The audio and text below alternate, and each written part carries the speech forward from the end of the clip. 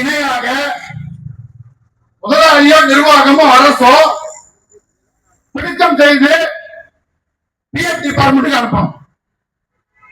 அனுப்ப தவறினால் பெனால்டி போடப்படும். அந்த நிர்வாகத்துக்கு சீல் வைக்கப்படும். நிர்வாகத்துடைய முதலாளி 6 மாத சிறை தண்டனை உட்பட வழங்குவதற்கு சட்டத்தில் இருந்தது. இப்ப அந்த சட்டத்துல சிறை தண்டனையை எடுத்தாங்க. அபராதம் இருக்கு. 2 கோடி கட்டணுமா 4 கோடி கட்டணுமா, நீ 20 லட்சம் ரூபாய் அபராதம் கட்டிட்டு போயிடும். அப்போ என்போர்ஸ்மெண்ட்டுக்கு பதிலாக அமலாக்குவதற்கு பதிலாக அபராதமாக தொழிலாளர்கள் ஏற்கனவே போராடி பெற்ற சலுகைகளை கொஞ்சம் கொஞ்சமா படிப்பதற்கு உண்டான வேலைகளை இந்த அரசாங்கம் செய்து கொண்டிருக்கிறது. நான் சொல்ற பிஎஃப் சட்டமோ இஎஸ்ஐ சட்டமோ அல்லது மகப்பேறு விடுமுறையோ இதையெல்லாம் நாம போராடி பெற்ற சலுகைகளா? இல்ல.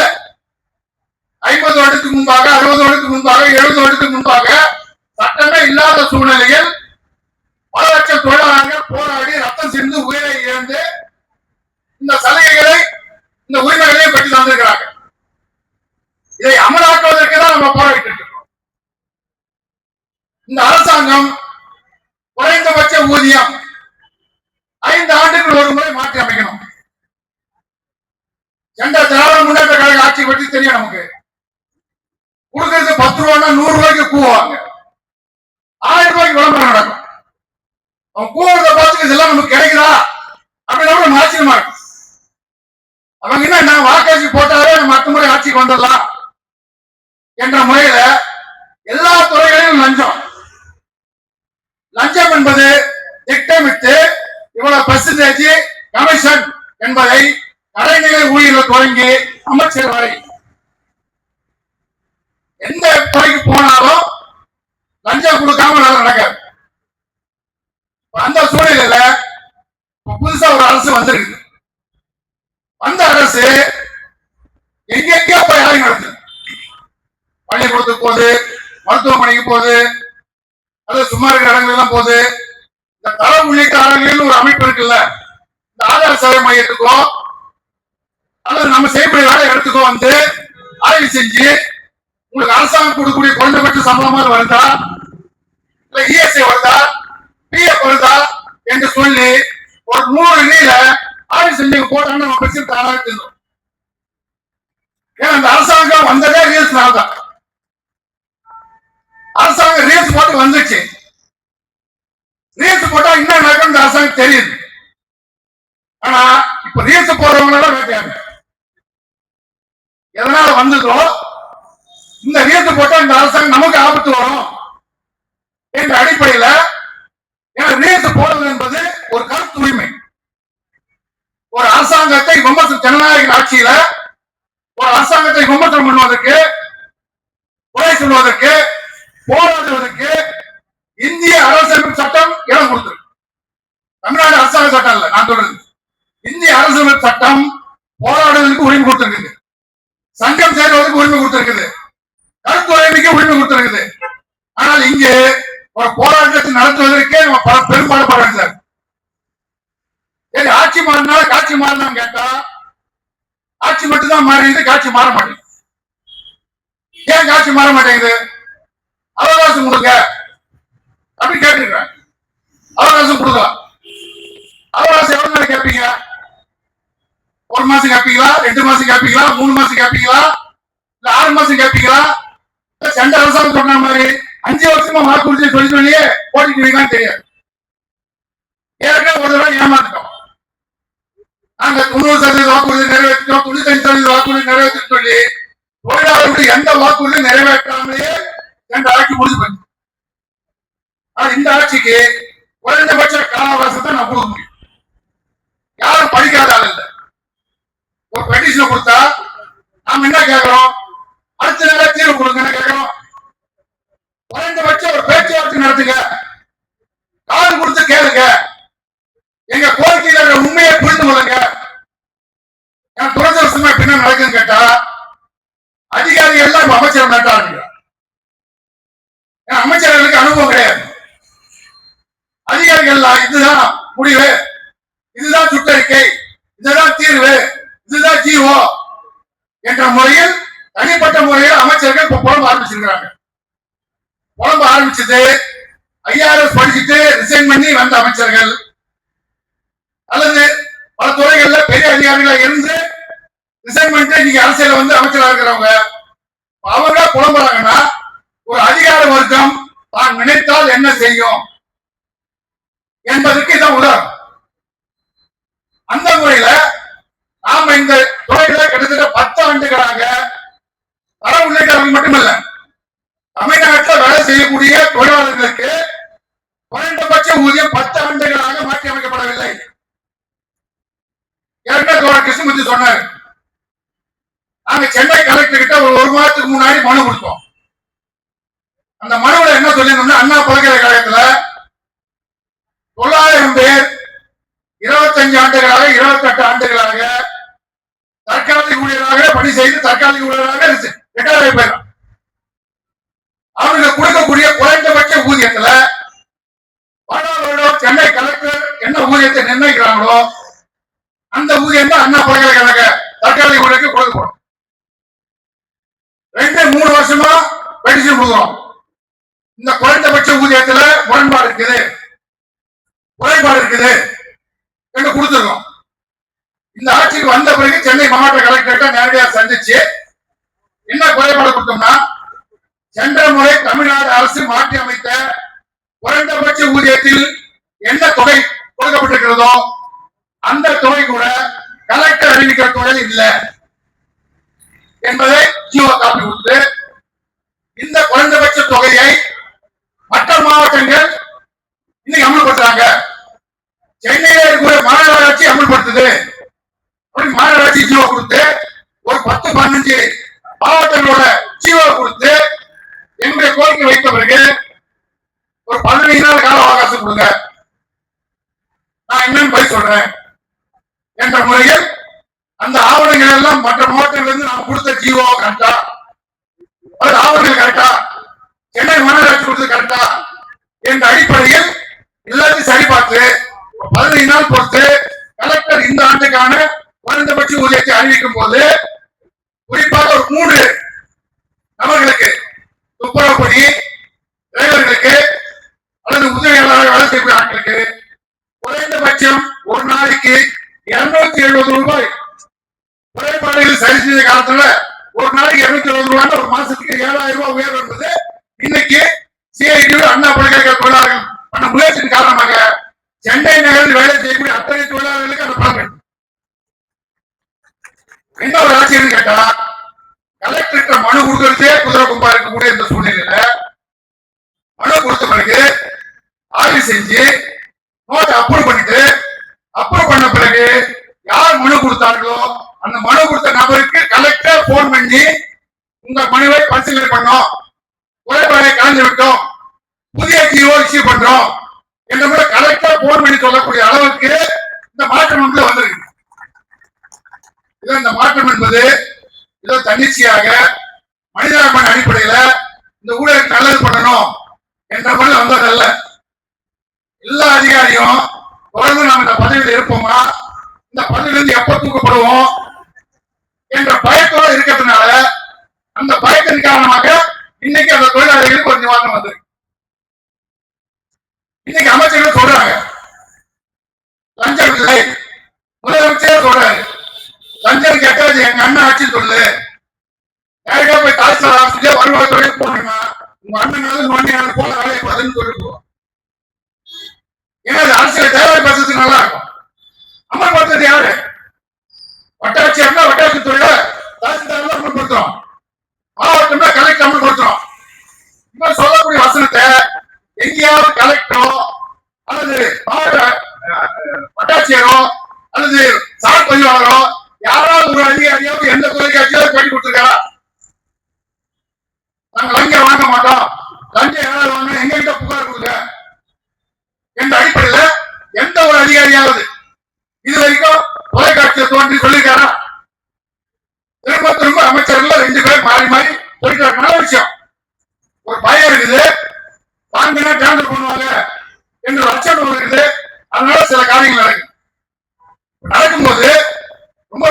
முக்கியமான விஷயம், தமிழ்நாடு ஆர்மி பஸ் உரிமையாளர்கள் சங்கத்திலிருந்து ஒரு பேட்டி கொடுக்குறேன். நாங்க பர்மிட் வாங்கினோம்னா ஒரு பர்மிட்டுக்கு 25 லட்சம் ரூபாய் கொடுக்கும். 20 லட்சம் ரூபாய் இப்ப இல்ல. அதனால நாங்க தனியார் கட்டணத்துக்கு பதிலா அரசு நிர்ணயிக்கூட கட்டணத்துல நாங்க எங்க பஸ்ஸுக்கு ஓட்டுறதுக்கு தயாரா இருக்கிறோம். ஆனா நாம இதுக்குள்ள இருக்கிற அரசியலை புரிஞ்சுக்கணும். என்ன அரசியலை புரிஞ்சுக்கணும்னா, இந்த ஆட்சியில போடக்கூடிய உத்தரவோ அல்லது அமலாக்க செய்கிற சில விஷயங்களையோ அமல்படுத்த வேண்டும் என்றால் பொதுமக்கள் ஒங்கி எழுந்து தன்னெழுச்சியாக விழிப்புணர்வுடன் என்னைக்கு போராட்டத்தை நடத்துகிறோமோ அன்றைக்குதான் லஞ்சம் என்பதை 100% அளவில் ஒழிக்க முடியும். அது வரைக்கும் இந்த லஞ்சம் என்பது இன்னைக்கு ஒரு பார்ட் ஆஃப் சிஸ்டத்துல ஒரு பகுதியாக இருந்துட்டு ருசி பார்த்தவங்க அவசியம் சும்மா விட மாட்டோம். ஏன்னா இது எல்லாம் திரும்ப திரும்ப ஏன் தோறனா, இந்த அரசுக்கு வருவாய் தரக்கூடிய தரம் இருக்கு. ஆனா இந்த அரசாங்கம் குறைந்தபட்சம் ஒரு ஊழியர் ஒரு மாதத்துல ஒரு குடும்பம் தங்கள் வாழ்வாதாரத்துக்கான ஊதியம் என்பதை 26,000 ரூபாய் என்று நிர்ணயிச்சதுல இந்த 26,000 ரூபாய் அமல்படுத்துவதற்கு இந்த அரசாங்கத்துக்கு என்ன தயக்கம்? ஒரு ஜீவோ போட்டு போலாம்ல. அரசாங்கத்துல நானே ஒரு குறைந்தபட்ச ஊதியத்துக்காக எல்லா துறை ஊழியர்களுக்கும் 26,000 ரூபாய் குறைந்தபட்ச சம்பளத்தை வழங்குவதற்கு இந்த அரசாங்கம் தயாராக இருக்கிறது. அதனால்தான் இன்னைக்கு சிஐடியோ தமிழக அரசை பார்த்து என்ன கோரிக்கை வைக்கிறேன்னா, எல்லாத்துக்கும் உங்களுக்கு கொள்கை இருக்குது, தொழில் கொள்கை இருக்குது, கல்விக் கொள்கை இருக்குது, எல்லாத்துக்கும் இருக்கு. தொழிலாளருக்கு என்ன கொள்கை அறிவிங்க. அது இந்த பட்ஜெட் கூட்டத்தில் அறிவிக்கணும். இந்த கூட்டத்தொழில் அறிவிக்கணும் என்ற முறையில் சிஐடி வலியுறுத்துறோம். நீங்க கோடிக்கணக்கான மூலதனம் வருது. சென்ற ஆட்சியோட ஒரு பெருமை என்ன சொன்னு கேட்டா, இன்னைக்கு நான் ஏற்கனவே சொன்ன மாதிரி இபிஎஃப்ல 30 நாள் வேலை செஞ்சாவே பிஎஃப் பிடிக்கலாம் என்று வரும்போது இந்த மாதிரியான பிடித்தம் செய்வதற்கான தரவுகளை நிதி ஆயோக்னு ஒரு அமைப்பு இருக்கு ஒன்றிய அரசாங்கம். அந்த நிதி ஆயோக் என்ன சொல்றது கேட்டா, தமிழகத்தில் இவ்வளவு பேருக்கு கடந்த ஓராண்டுகள்ல புதிதாக பிஎஃப் பிடித்தம் செய்யப்பட்டிருக்குது. உடனே சென்ற அரசாங்கம் என்ன பெருமை சொல்லிச்சு கேட்டா, பாருங்க இவ்வளவு பேருக்கு நாங்க வேலை கொடுத்ததுனாலதான் நிதி ஆயோக்கு இவ்வளவு பேருக்கு பிஎஃப் பிடிச்சிருக்குன்னு சொல்லுது. அந்த பிஎஃப் பிடிச்சதுல 1 மாசம் முடிச்சவங்கப்பா, 2 மாசம் முடிச்சவங்கப்பா, 3 மாசம் முடிச்சிட்டு வேலையில இருந்து கட்டவனங்கப்பா, 3 மாசம் முடிச்சு வேலையில இருந்து போயிட்டு திரும்ப 1 மாசம் கட்டி திரும்ப வேலைக்கு தருவான். திரும்ப புதுசா பிஎஃப் பிடிக்க ஆரம்பிப்பாங்க. இப்படி பிடிச்சவங்க எண்ணிக்கை தான் இருக்கு. நாம இந்த அரசாங்கத்தை பார்த்து கேட்கறது என்னன்னா, பணி நிரந்தரம், பணி நிரந்தரமா இருக்கும். இது ஏதோ சீசன் ஒர்க் கிடையாது. ஒரு பிச்சை கட்டினா முடிஞ்சு போச்சு, அது ரோடு போட்டா முடிஞ்சு போச்சு அப்படின்னு இல்ல. 365 நாள் வேலை இருக்கக்கூடிய ஒரு நிறுவனத்துல ஏன் வேலையை நிர்ணயம் பண்ணாம அரசாங்கம் என்ன சொல்றது கேட்டா, நீ இங்க இருந்து 25 கிலோமீட்டர் நடக்கிறது எங்களுக்கு கணக்கு இல்ல, 25 கிலோமீட்டர் திரும்பி வரதுலாம் கணக்கு இல்ல, போற வழியில பாம்பு கட்சா கணக்கு இல்ல, அதுக்கு மருத்துவ வசதி கிடையாது. அங்க போய் எவ்வளவு நேரம் வேலை செய்யறியோ அதுதாங்க. எவ்வளவு சம்பளம்? 5,000 ரூபாய் மாசம். இந்த 5,000 ரூபாய் வச்சுக்கிட்டு அந்த மக்களுக்கு மருத்துவர்கள் என்ன செய்வாங்க? நீங்க அங்கன்வாடி ஊழியர்கள் இந்த மாதிரியே அவர்களும் நீங்க சில விஷயங்களை வீடியோ எடுத்து அனுப்பணும், ஸ்கேன் பண்ணி அனுப்பணும். நெட் யாரு கொடுப்பா? அது உங்க சாமாஜ். உங்க சாமாஜின்னு வரும்போது என்ன வருது? மறைமுகமா அந்த செலவுகளை ஈடு கட்டுறதுக்கு என்ன வழி, என்ன குறுக்கு வழி அப்படின்னு தேட வேண்டிய வேலையை அரசாங்கமே நம்ம தீர்மானப்படுத்துது. இப்ப டாஸ்மாக் எத்தனை பேர் பாத்தீங்க தெரியாது. கடையை மூடுவது நல்ல விஷயமா? நல்ல விஷயம். டாஸ்மாக் என்ன கேட்கறேன்னா, நான் வேலை செஞ்சு 25 வருஷத்துல என்னுடைய கடையோட கரண்ட் பில் நான் தான் கட்டுறேன். கடை யாருக்கு? அரசாங்கத்தும். கரண்ட் பில் யாரு கட்டுறது?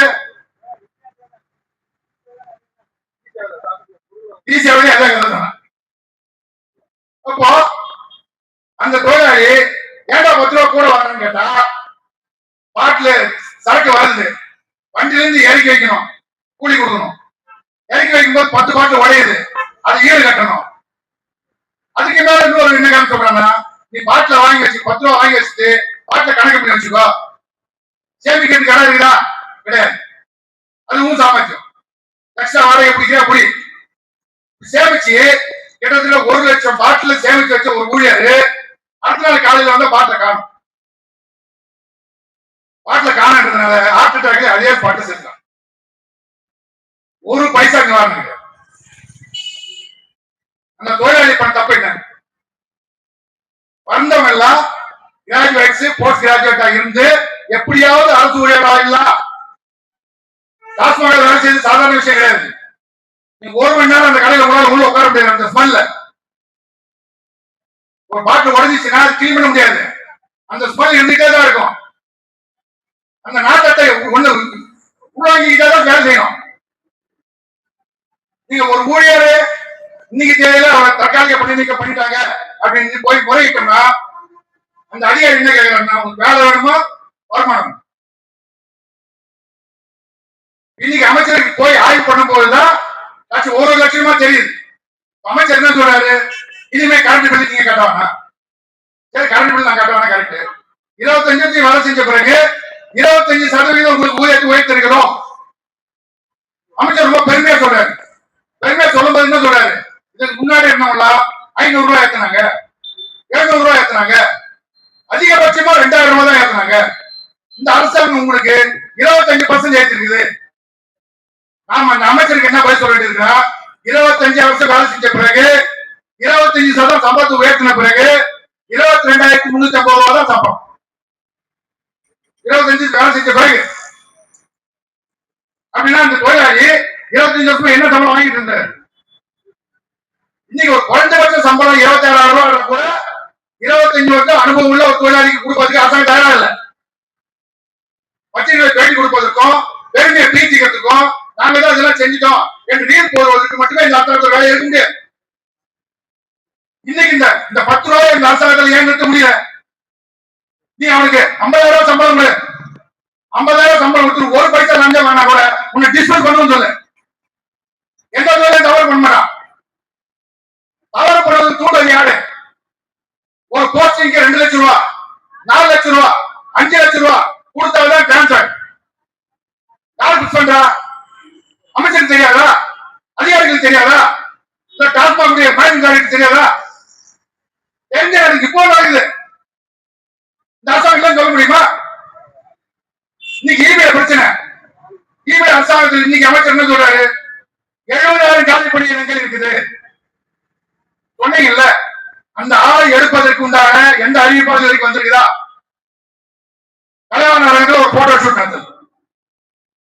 அந்த photo shoot Tamil Nadu public service கமிஷன்ல ஏற்கனவே SC/ST கணக்குகளுக்காக சென்ற ஆட்சி காலத்துல தேர்வு செஞ்சவங்களுக்கு தேர்வு முடிஞ்ச பிறகு இன்டர்வியூ முடிஞ்சு அப்பாயின்மெண்ட் ஆர்டர் கொடுக்கணும். அந்த அப்பாயின்மெண்ட் ஆர்டர் 400 பேருக்கு நான் தான் கொடுத்தேன்.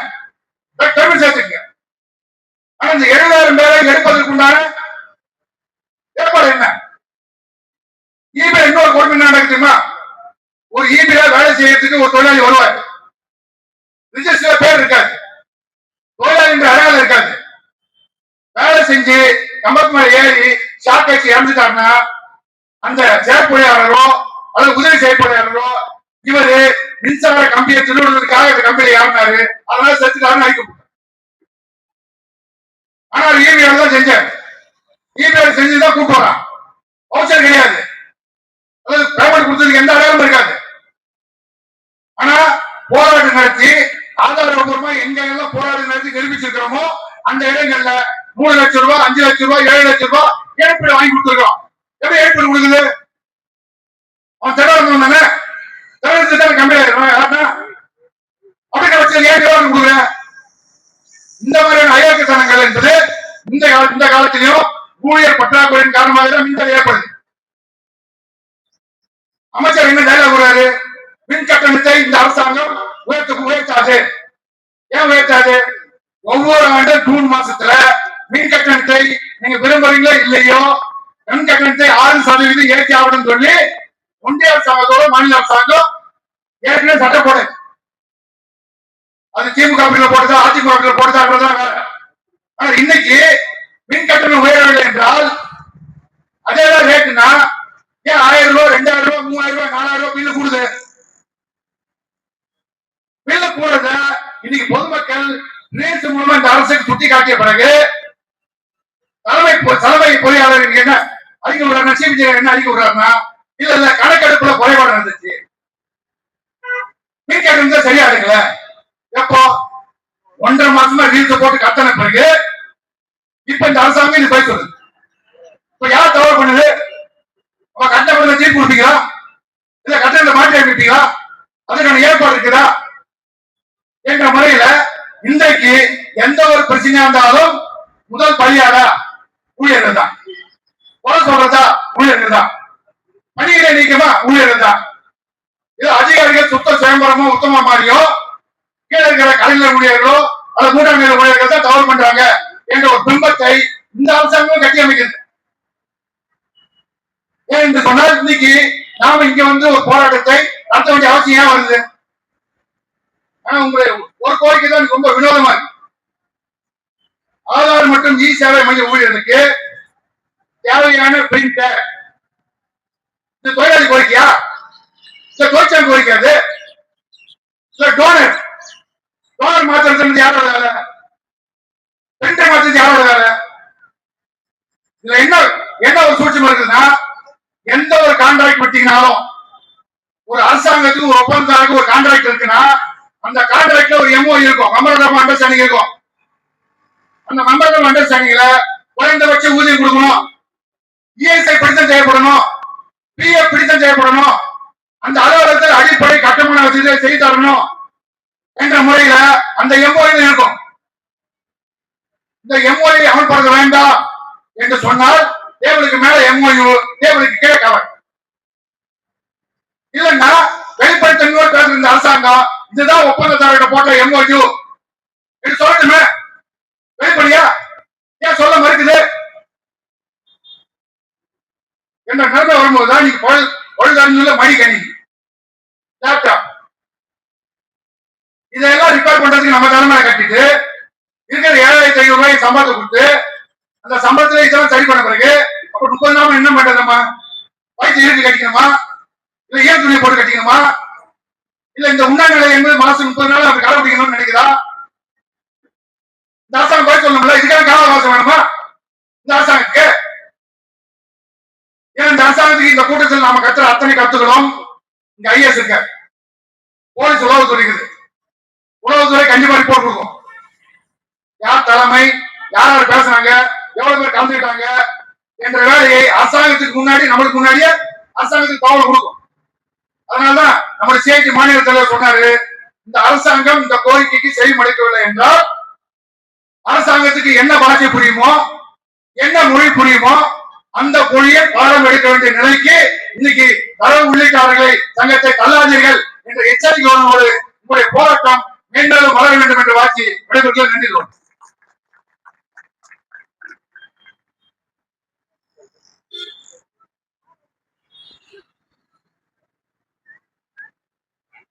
நன்றி. நம்முடைய சந்தானமாக சொன்னது போன்று இன்றைக்கு நம்முடைய போராட்டம் என்பது மிக எழுச்சியோடு ஒரு கட்டுப்பாடோடு நடந்து கொண்டிருக்கிறது. தோழர்கள் இறுதி வரை பின்னாடி வெயில் அடிச்சுட்டு முன்னாடி வாங்க, உட்காருங்க, முன்னாடி பாருங்க. தோழர் சொன்ன போன்று காவல்துறை, நம்முடைய சிபிசிஐடி உள்ளிட்டு, ஐஎஸ் உள்ளிட்டு, ஐபி உள்ளிட்டு நம்முடைய போராட்டத்தை நேற்று இரவிலிருந்து கண்காணித்து வருகிறார்கள், பார்வைக்கு வருகிறார். எத்தனை பேர் வருவாங்க, என்ன வருவாங்க, என்ன பேச போறீங்க உள்ளிட்டு எல்லாம் கேட்டு வருவாங்க. எத்தனை பேர் முழுமையா உட்கார போறாங்கன்னு சொன்னாங்க. முழுமையாக வந்தவர்கள் அனைவருமே முழுமையாக உண்ணாவிரத்தில் உட்காருவார்கள் என்று சொல்லி நம்முடைய ஐஎஸ் ஐபிக்கு நம்ம சொல்லியிருக்கிறோம். அதன் அடிப்படையில் தோழர்களே, நீங்கள் குறைந்தபட்ச 5 மணி வரை நம்முடைய தோழர்கள் இந்த போராட்டம் நிறை செய்யும் வரை நீங்கள் தயவு செய்து இருக்கிற அமர்ந்து போராட்டத்துக்கு ஆதரவு தெரிவிக்குமாறு கேட்டுக்கொள்கிறோம். அடுத்ததாக தென்சென்னை சார்பாக, சென்னை மாவட்ட சார்பாக நம்முடைய துணைத் தலைவர் பாண்டி அவர்கள் உங்களுக்கு நம்முடைய கோரிக்கையை விளக்கி பேசுவார்.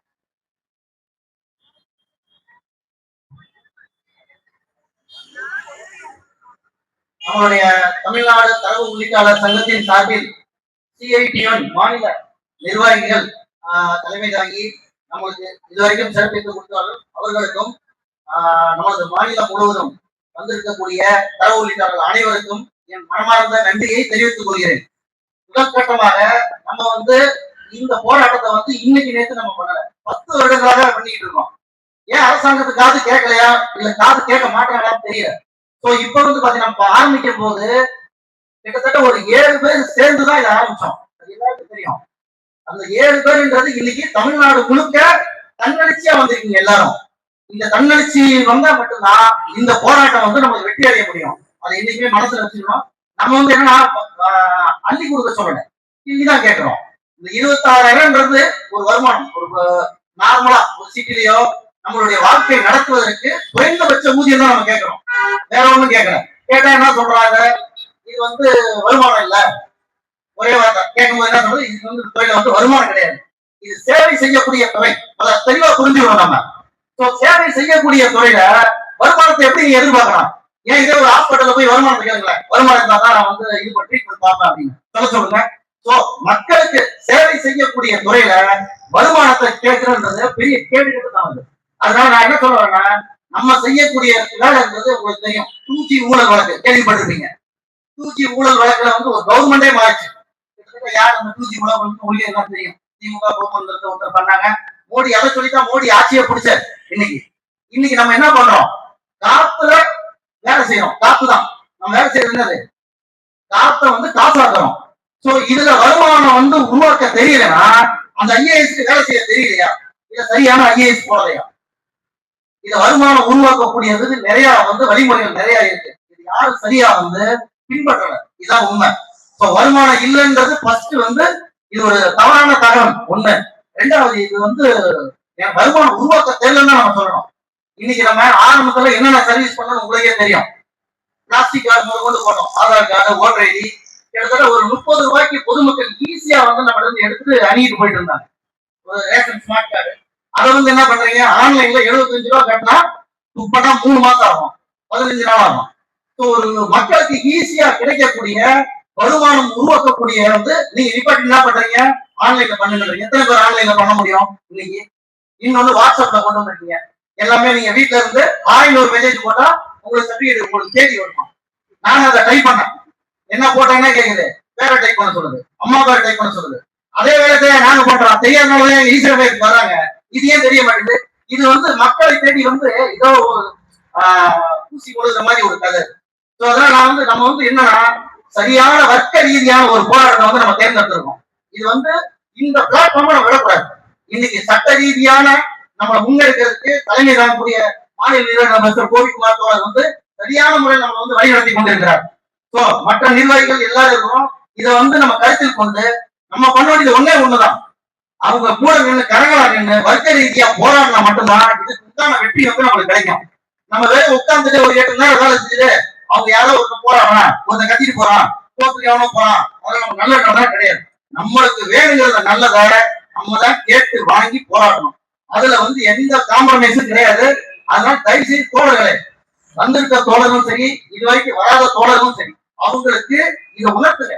இது நம்மளுக்கான போராட்டம், நம்மளுக்கு உண்டான இடம், இது நம்ம தான் சேர்ந்து போராடி இதை வந்து வெற்றி அடைய முடியும். அதனால இதை மனசுக்கு கொண்டு நீங்க வந்து போராட வேண்டிய சரியான தருணத்தில் இருந்துருவாங்க. இது வரைக்கும் 10 வருட காலமா உங்களுக்கு தெரியும். இது ஆரம்பிக்கும் போது ஏடிஎம்கேல வந்து ஆரம்பிச்சாங்க, முதலமைச்சர் ஜெயலலிதா அம்மையார் அவர்கள் வந்து ஆரம்பிச்சாங்க. ஆனா அவங்க ஆரம்பிக்கும் போது கிட்டத்தட்ட எவ்வளவோ சேவைகள் அன்னைக்கு மக்கள் வந்து அவ்வளவு இந்த ஸ்கீமை வந்து நல்லா பயன்படுத்துறாங்க. அதுக்கப்புறம் என்ன பண்ணாங்க, தனியாருக்கு கொடுத்தாங்க. தனியார்னா கான்ட்ராக்ட் ஒப்பந்ததாரர் கொடுக்குறாங்க. எதுக்கு அந்த வாலண்டியா கொடுக்குறது? இங்க ஒரு 3 கிலோமீட்டர் டிஸ்டன்ஸ்ல தான் ஒரு இ-சேவை மையம் வந்து ஆரம்பிக்கணும்ன்றது ஒரு ரூல். ஆனா அப்படி அந்த ரூல் பண்ணி கொடுக்குறாங்களா? இல்ல. இது என்ன கொடுத்துட்டு இங்க வருமானத்தை கேட்கறாங்க. இங்க கவர்மெண்ட் இ-சேவை இருக்கும், பக்கத்துல தனியார் இ-சேவை மையம் இருக்கும். சோ முறையா ரூல்ஸும் ஃபாலோ பண்ணலாம். அப்ப என்ன ஆகும்னா, அதாவது தானே மூடணும்.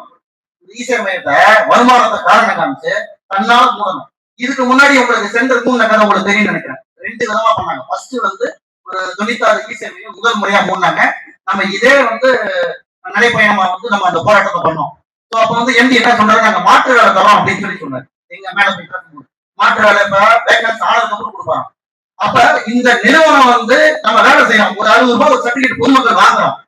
வாங்கும் போது என்ன ஆகுது, 48 ரூபாய் யாருக்கு போகுது, டிஎன்இசி போகுது, இ கவர்னன்ஸ் ஏஜென்சி. இத்தனை வருட காலமாக அந்த 48 ரூபாய் போகுது. அந்த வருமானம் எங்க போகுது, யாருக்கிட்ட போகுது? நீங்க வருமானம் இல்லைன்னு ஏன் அந்த பொய்யை கூடி மறைக்கிறீங்க? இன்னைக்கு குறைந்தபட்சமா இந்த 7,000 ரூபாய் சம்பளத்தை வாங்கி யாராவது குடும்பம் நடத்த முடியுமா? யாராவது ஒருத்தர் கவர்மெண்ட்ல இதை வாங்கி குடும்பம் நடத்துங்க. தனியாரோ கவர்மெண்ட்ல யாரோ ஒருத்தர் இந்த 7,000 ரூபாய் சம்பளம் வாங்கி ஒருத்தர் கூட குடும்பம் நடத்தி காட்டுங்க. நம்ம வாங்கலாம் தாராளமா. சோ நான் என்ன சொல்றேன்னா, இந்த 48 ரூபாய் போகுது யாரு டிஎன்இசிக்கு போகுது, 12 ரூபாய் யாருக்கு போகுது, தமிழ்நாடு அரசு போகுது. சோ இந்த வருமானத்தை வந்து என்ன நடக்குது, 7,000 ரூபாய் கொடுத்து ஒரு நிறுவனம் வளர்றதுக்கு நம்ம எவ்வளவு நம்ம வந்து நம்மளுடைய உழைப்பை வந்து போட்டுருக்கோம் பாருங்க. 10 வருட காலமாக நம்மளோட உழைப்பை கொடுத்துருக்கோம் இந்த நிறுவனம் வளர்றதுக்கு. இன்னைக்கு வளர்றதுக்கு என்ன சொல்றான், நீ வேணாம் அவுட் சோர்சிங்ல கொடுக்குறேன், நீ வேணாம் நான் தனியார்ட்ட கொடுக்குறேன். அப்ப இந்த 10 வருஷம் வேலை பார்த்தோம்னா இருக்கா இல்ல கேனா? எனக்கு புரியல. நான் சொல்றது என்னன்னா, நம்மளுடைய உழைப்பை சுருண்டிருக்காங்க, அதுக்கு உண்டான கேள்வி நம்ம தான் கேட்கணும். அதுக்கு இன்னொருத்த வந்து கேட்கவே முடியாது. வழி நடத்துறதுக்கு தோழர்கள் இருக்காங்க. நம்ம அந்த பிளாட்ஃபார்ம் யூஸ் பண்ணி இதை வெற்றியாக அடுத்த கட்ட போராட்டங்கள், தொடர்ச்சியான போராட்டங்கள் கண்டிப்பா நடத்தணும். ஏன்னா இப்ப நம்ம இது வரைக்கும் ஸ்டார்டிங்ல ஞாயிற்றுக்கிழமைகள் தான் நம்ம போராட்டம் பண்ணிட்டு இருந்தோம், அதாவது செஞ்சு ஆரம்பிச்ச காலகட்டத்துல. அதுக்கப்புறம் என்ன பண்ணோம், ஒர்க்கிங் டேஸ்ல எடுத்து பண்றோம். நிறைய பேருக்கு என்னன்னா, நம்ம ஒர்க்கிங் டேஸ்ல வந்து பண்றோம், வேலையை விட்டு தூக்கிடுவோம் அப்படின்ற ஒரு எண்ணங்கள் நிறைய பேருக்கு இருக்கு. சோ அதுக்காக என்னன்னா, சட்ட ரீதியா நம்ம என்னென்ன கைட் பண்றாங்களோ அதெல்லாம் பண்ணீங்கன்னா நம்மளால வேலையை விட்டு தூக்குறதுக்கு உண்டான விஷயங்கள் எதுவுமே இங்க நடக்காது. அப்படி அதே மாதிரி பண்ணா திருப்பி இதை காட்டி ஒரு பெரிய ஒரு போராட்டத்தை வந்து நம்ம முன்னெடுப்பதை இந்த தமிழ்நாடு அரசுக்கு வந்து நம்ம தெளிவுபடுத்திக்கணும். ஒண்ணு. ரெண்டாவது, நம்ம பண்ண வேண்டிய வேலைகள் வந்து இன்னைக்கு வந்து குறைந்தபட்ச ஊதியம் 20,000 வந்து நம்ம கேட்டிருக்கோம். தெரியும் நினைக்கிறேன். நம்ம பண்ற வேலைக்கு வாழ்க்கை நடத்துறது தான் கேட்டிருக்கோம். இப்ப நம்ம ஈஸியா உள்ள போய் உட்காரோம், ஒரு பொதுமக்கள் வராங்க, வந்த உடனே என்ன பண்றோம், அவங்க கேட்கிற ஒரு கேள்வி எது, உரிமை தொகை வரல, ரெண்டாவது கஸ்டடி வரல. அவங்க கேட்கிற கேள்வி எல்லாத்துக்கும் நம்ம தான் பதில் சொல்லணும். கேள்விகளுக்கு பதில் சொல்லணும், வேலையும் செய்யணும். அப்ப என்ன பண்ணோம், 26,000 பிளஸ் 26,000 எவ்வளவு சொல்லணும், 2 வேலை செய்யணும், 52,000 கொடுக்கணும். வேலை ஒரு வேலை செய்யலையா, 2 வேலை செய்யணும்.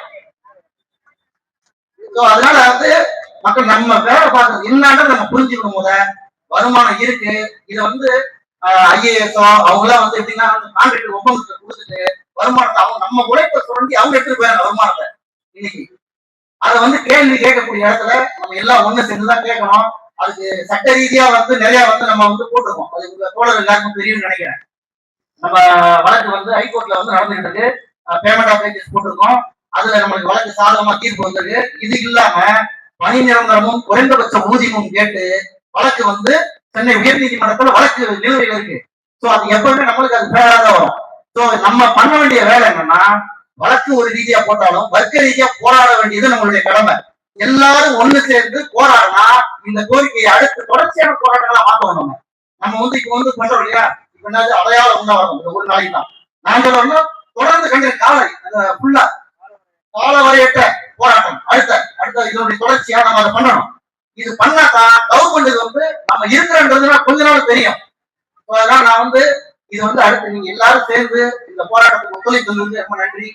அடுத்து வர போராட்டங்களுக்கும் உங்களுடைய ஒத்துழைப்பு தருமாறு கேட்டுக்கொள்கிறேன். நன்றி, வணக்கம்.